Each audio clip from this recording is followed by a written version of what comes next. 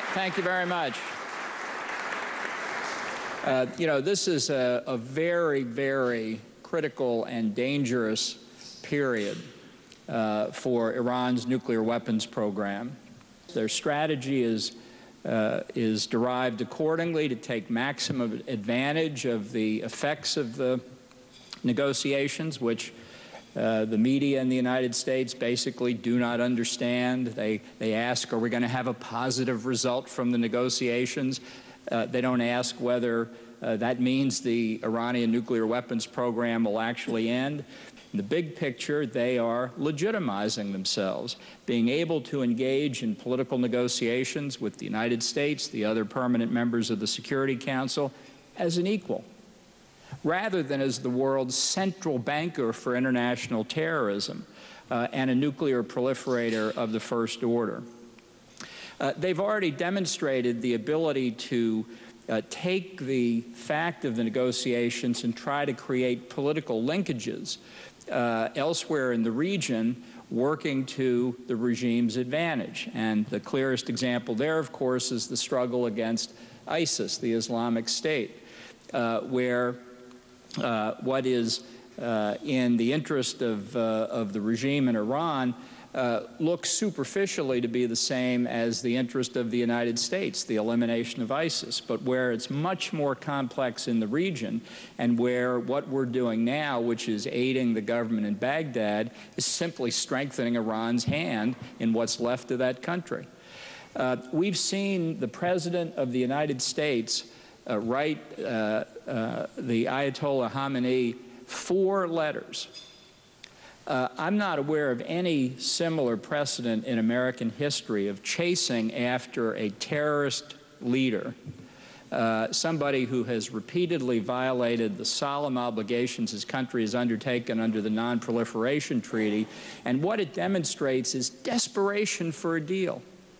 I think the mullahs are acute readers of human psychology. They see exactly what motivates the Obama administration, and they're taking full advantage of it. Iran is not entitled to a peaceful nuclear program. It's in violation of the Non-Proliferation Treaty every day that it attempts to get nuclear weapons. I wouldn't trust the regime in Tehran with a spare electron, let alone the capability to enrich uranium or reprocess plutonium. We know what it looks like when a government decides really to give up nuclear weapons.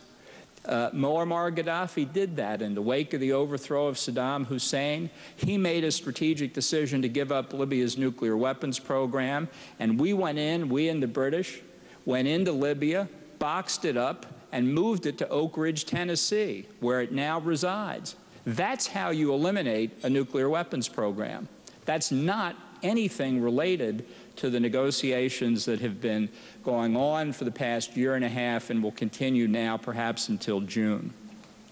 And I might say this is where the Iranian opposition, the MEK present in this room, has done such an important task for the free world over the years.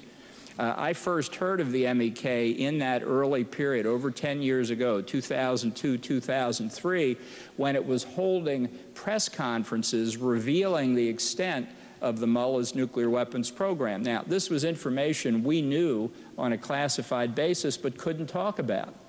So I was delighted to hear somebody say in public, this is a serious problem, people of the United States and people of Europe.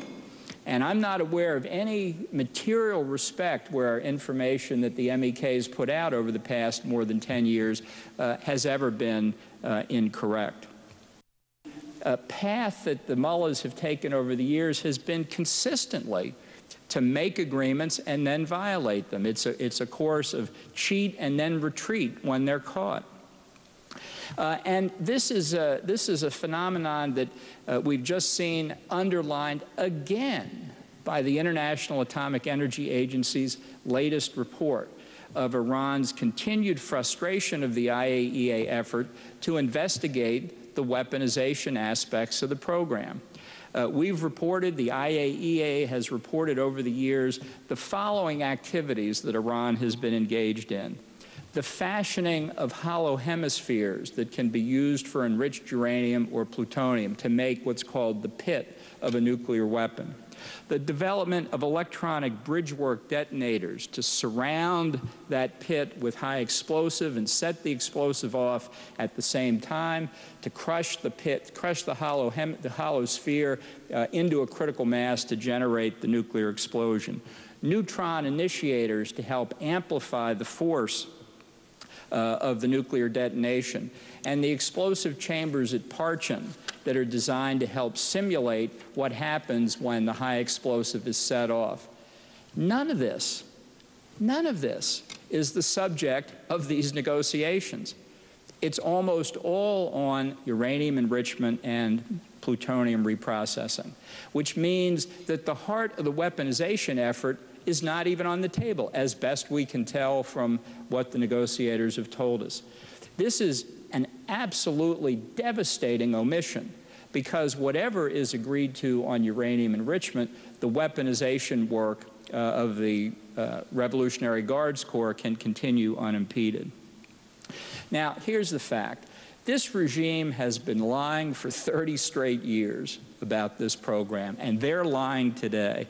Now, what Congress should do in response to this manifest failure of both strategy and negotiating tactics is take whatever steps it can constitutionally to prevent this deal from coming into place. The sanctions themselves have caused Iran economic pain, but they have not slowed down the nuclear weapons program. General James Clapper, the President's own Director of National Intelligence, testified to that effect in open session here on the Senate side earlier this year. But this is the moment to apply maximum pressure on Iran. With oil now below $60 a barrel worldwide, the regime is in big trouble. It's already made a mess of Iran's economy for 35 straight years. The sanctions have had their impact. This is not the point where you let the pressure up. I think ultimately we need to go beyond this. I think the only long-term answer to the threat of the regime in Tehran is to have it the declared policy of the United States to overthrow the Ayatollahs and establish a free government.